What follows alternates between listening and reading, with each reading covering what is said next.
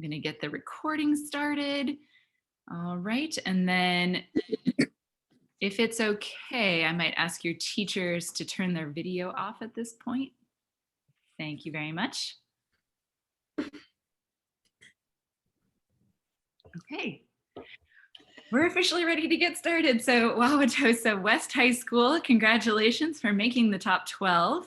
We're delighted to hear your testimony today. My name is Emily Voss. I am the We the People coordinator for Virginia.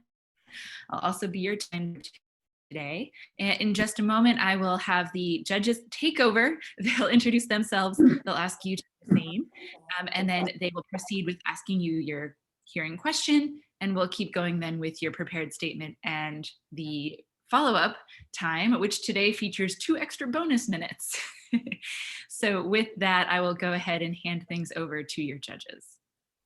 Terrific. Really nice to be with you, Wisconsin. Congratulations on being in the top 12. My name is Sue Leeson. I'm a senior justice on the Oregon Supreme Court. Miriam? I'm Miriam Mamar-Sadeghi. It's a pleasure to be with you. I participated in We the People as a student on the bicentennial of the U.S. Constitution long time ago. I currently serve on the board of the Center for Civic Education, and I have devoted a large part of my career to providing opportunities in civic education to people living in not free countries, including Iran, where I'm originally from. I'm glad to see all of you again. Tim? I'm Tim Moore from the study of the American Constitution at a little place down the road, University of Wisconsin in Madison. And we would like to meet you, please. Good afternoon. We are Unit 1 and we are all juniors from Wauwatosa West High School, and we are the state champions from Wisconsin. My name is And I want to see another cheer, Cooper. We saw you cheering as we came in. Woo!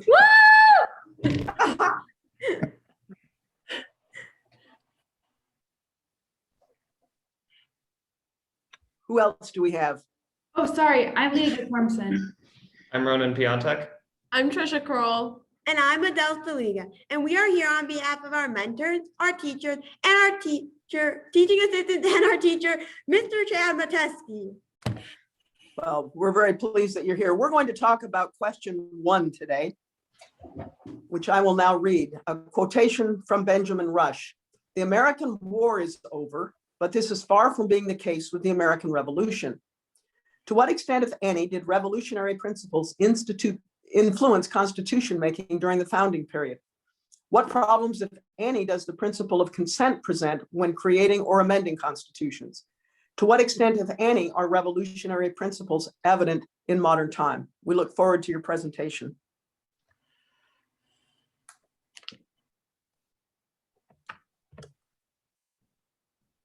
If you're not muted, you may begin. Okay, sorry, I didn't know if we were waiting on another judge. The most celebrated victory of the American Revolution was most certainly the creation of the United States.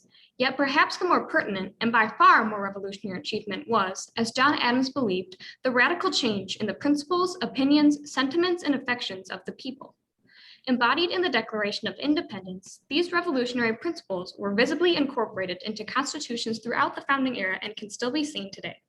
In addition to its well-known establishment of the right to revolt, the Declaration of Independence also recognized popular sovereignty and the protection of natural rights as an American revolutionary principle. These foundational principles were utilized throughout the founding era and in constitution making, explicitly stating that governments are instituted among men. The Declaration of Independence immediately established the importance of popular sovereignty, which was later solidified by the words, "We the people."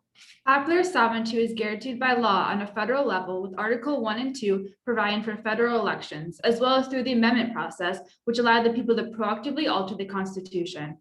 Although the Constitution required ratification by delegates, some state constitutions, such as the Constitution of the Commonwealth of Massachusetts, allowed for direct consent through ratification by the common people.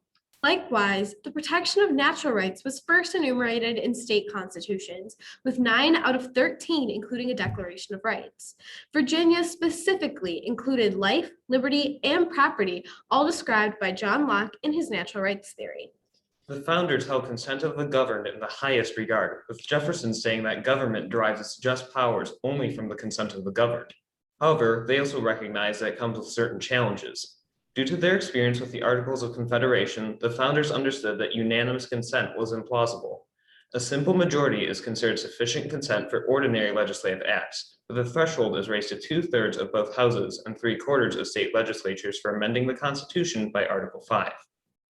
Laws determining whose consent is valued have continually expanded, widening the scope of suffrage and allowing for a more representative electorate.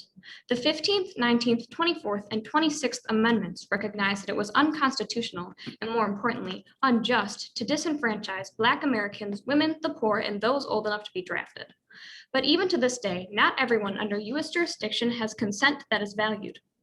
Puerto Rico, as well as other U.S. territories, are not able to consent to federal legislation and are only provided a non-voting delegate to the Senate by H.R. 5526. This is contrary to John Locke's belief that no one can be put out of this estate and subject to the political power of another without his own consent. The same principles that drove the American Revolution continue to inspire contemporary revolutions on both a national and international level. These major shifts in perspective, whether political or cultural, include physical revolts and protests, as well as changes in thought and policy. The cultural revolutions of the mid-20th century, such as the Civil Rights Movement, Stonewall Riots, and women's liberation, united landmark ideas in order to achieve policy changes that advance the rights of marginalized people. Also seen on a global scale, revolutionary principles are responsible for expansions of democracy and protection against arbitrary government. The Malabatini Declaration of Faith was a catalyst for the end of South African apartheid that called for a new constitution with a Bill of Rights and the promise of an equal stake in society for all. In 2010, participants in the Arab Spring overthrew tyrannical leaders in a rebellion against monarchy, corruption, and economic oppression. The continued prevalence of revolutionary principles since the creation of the United States is what has pushed the people to fight for a more perfect union. For as Thomas Jefferson asked, what country can preserve its liberties if the rulers are not warned from time to time that their people preserve the spirit of resistance? Thank you. This concludes our statement. We are now ready for your follow-up. We appreciate it. Tim, would you like to start? Yeah, as you hopefully you'll know with this question, there was a fight in the ratification as to which group were the true inheritors of the American Revolution. So why did the Anti-Federalists accuse the Federalists of not being and say that they were the true inheritors of the Revolution? Anti-Federalists frequently claimed that Federalists were instituting too strong of a central government that would essentially place them back under the rule of a tyranny like they had experienced under Britain. And this was why Anti-Federalists pushed so hard for an enumerated Bill of Rights similar to the English Bill of Rights, so that the colonists could know their rights would be protected even under a stronger federal government than when compared to the Articles of Confederation. However, the Federalists believed that having an enumerated Bill of Rights would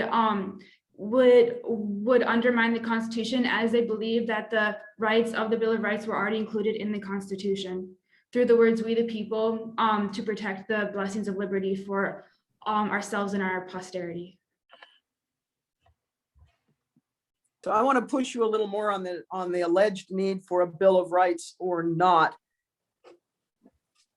How many state constitutions contain bills of right either as Article 1 of the Constitution or embedded in the Constitution?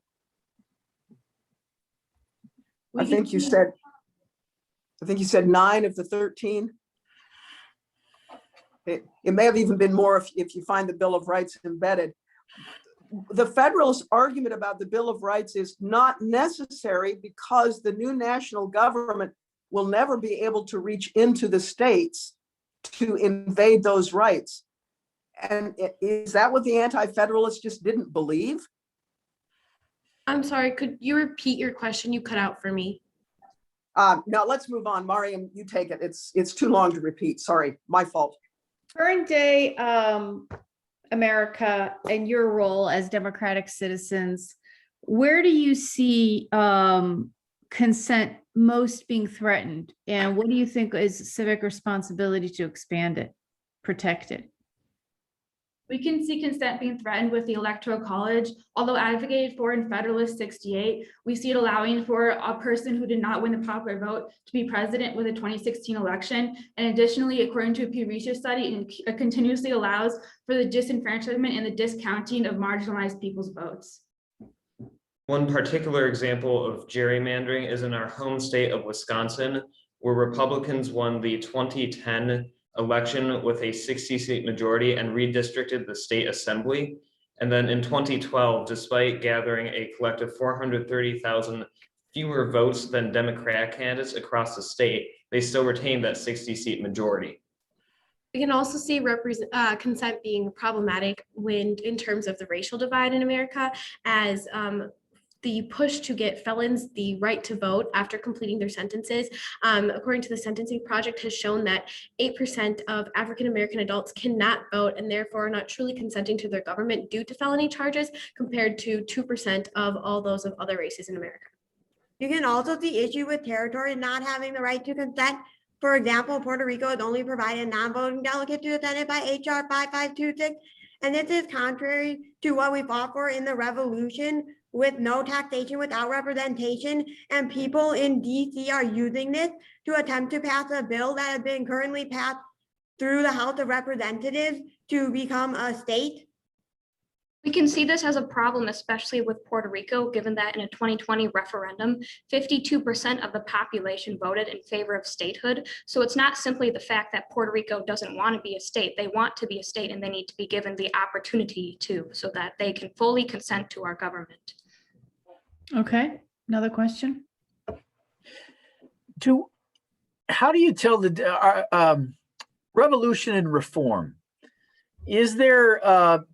Are there reform movements in your estimation that dabble on the edge of being revolutionary or not?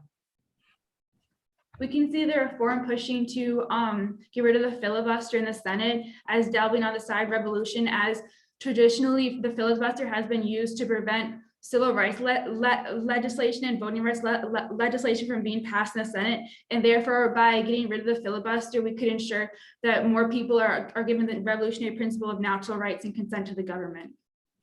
Sometimes reforms can lead way for revolutions, and this was seen in the structure of the Constitution that allowed for the line of presidential succession, and eventually the peaceful revolution of 1800, which marked the first peaceful transfer of power in an executive branch in hundreds of years. We can see the Black Lives Matter movement being on the borderline of revolution and reform. This can be seen with the George Floyd Bill for Justice, which has been proposed, and it would ban no-knock warrants for federal drug offender cases, as well as eliminate qualified immunity for police officers. So these proposed reforms to the judicial system could also be seen as a revolution in reallocating power from the police into the communities. I'm sort of curious about that. That's a public policy matter. That would be a law. Laws can rise to the level of revolutionary change? Or does that require constitutional change? Does revolution require constitutional change? What's your thinking? We do not need a constitutional amendment to enact change, and this can be seen through substantive due process through the 14th Amendment with decisions like Roe v. Wade, where a woman's right to choose and a woman's bodily autonomy right, an extension of John Locke's natural right theory, was upheld. I disagree, as John Stuart Mill believed challenging the government is the highest form of virtue. And when we can challenge the government through various movements, and this can be seen during the counterculture movement, where we fought so that we could allow 18-year-olds to have the right to vote, because they demonstrated significant stake in society since they were putting their life on line. Additionally, there was no constitutional change during the New Deal policies under President FDR's administration. However, it was merely a change in the view of federalism that allowed the federal government to expand more into state mayors in order to help the country recover from the Great Depression. I disagree. I believe that we do need something such as an amendment to promote change, because an amendment requires 3/4 of a vote, which is more than a simple majority. Therefore, it requires more of a general consensus, which means that there's a higher percentage of the entire nation that is for the proposed change to the Constitution. Therefore, by understanding that this is a change in thought, we can all act to embody this change made to the Constitution. Movements, constitution, or these revolutionary principles can also be evident in things that don't need constitutional laws, but more revolutions of thoughts and policies. As we brought up, the election of 1800 was a shift from one political party to another, which showed that the nation was shifting its ideals. And this did not end in bloodshed, but rather a peaceful democratic election. An 18-year-old got the right to vote through the 26th Amendment. What did they fight over? In the American Revolution, what were they fighting over? In the American Revolution, we can see in Benjamin Franklin's essays on why the colonists did not agree with the Stamp Act. We can see that through a period of solitary neglect, colonists gained an idea of what self-determination and local magistrates can do, and they believed that the representation in Parliament was not sufficient enough to give them their consent to government that they desired. And we can see, as they in the Declaration of Independence, they state, we have petitioned in our most humble terms, and the king and the parliament have continued to not listen. And then they realized with the Declaratory Act, where the king basically said that he had all power over them and the parliament could pass every act that they want, they realized that they would not get anything passed that they would approve of, and they were not listening to them. Were Americans different than the British? I mean, were they fighting because they were different? They were not fighting because they were different, but rather because they were not being extended the rights that they believe they deserve as English citizens. As can be seen through the decision of Dalton v. Howell in 1693, all English colonists in America should have been given the rights of Englishmen. However, we can see them not being given the rights of habeas corpus, as they were taken without just cause to Britain. Therefore, they believe that they needed to revolt to protect their natural rights. Additionally, both the former colonies of Rhode Island and Connecticut adopted their colonial charters as their state constitutions, showing that they consider themselves to be English in heritage. Which Okay, would, are we out of time now? yes. Super. Hey, thank you so much. Very nice presentation. Tim, would you like to start with feedback? Muted. Yep. You were very clear in your opening statement. The right of revolt, popular sovereignty, and rights. And you framed your introductory remarks around that and very effectively. You also mentioned the Massachusetts uniqueness in taking it, this idea of popular sovereignty. Let's take it to the towns. And as you probably well know, the first whack at it, the town said, you didn't consult us on the front end, so not so much. So I appreciated your reference to the Massachusetts example. One thing that I would consider you to think about is whether, because much of your argument is based upon policies, and I challenge you to think about whether policies and voting are the same as consent. There's an argument to be made that consent only occurs when you're creating entirely new systems, and that everything after that is just policy preference, not so much consent. So I'd urge you to think about that, and also I think a bit more. I would have liked a little more history on the anti-federalist claims to be the true inheritors of the revolution, and the Federalists being illegitimate. A bit more of that history, I think, could have been more effective. But I think your understanding of a lot of the current policy issues is phenomenal, and I appreciated that a lot. So thank you very much, and you have a very good teacher. Enjoy your time with Mr. Metesky. Indeed. Yeah. Miriam?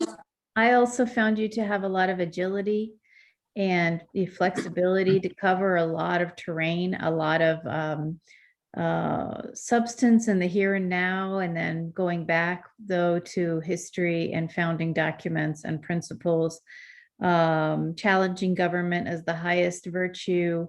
I think you were grounded in certain key beliefs that seem to be from not just study, but real deliberation and thought from you as citizens. Your own thoughts were present. They were alive. You have a lot to be proud of. I'm excited for you. Did you tell us where you're going to college? We're only juniors, so. That's right. yeah. That's right. That's right. All the more impressive. Thank Pleasure you. to be with you. Thank you. I agree. A very lively, thought-provoking presentation. I really appreciate that you identified the fundamental principles right at the outset: the right to revolt, popular sovereignty, natural rights. Consent became a little more problematic because it wasn't clear to me as we were proceeding in our conversation whether we're talking about consent to revolution or consent to policy changes. If it's primarily policy changes, then we need to dig a little deeper on what are appropriate or adequate methods of representation, since policy is made through our representatives. The unanimous consent required under the Articles of Confederation, you criticized, but remember that was the unanimous consent of the states. And in your presentation, you get more to the people within the states. And I needed, like Tim, to hear more about the federalist, anti-federalist views of whether the states or the national government have particular territories here. We go into the convention with states as the sovereign entities. How has that changed? I think you generally get the feeling that liberty is expanding, that we are making progress as civilization moves forward in time. Gosh, I hope you're right. I'll tell you, I'm really worried, but that's my concern and not yours. On the whole, a really nice presentation. Thank you. Thank you. Thank you. Thank you. Take good care. Congrats again. Thank you to your teacher.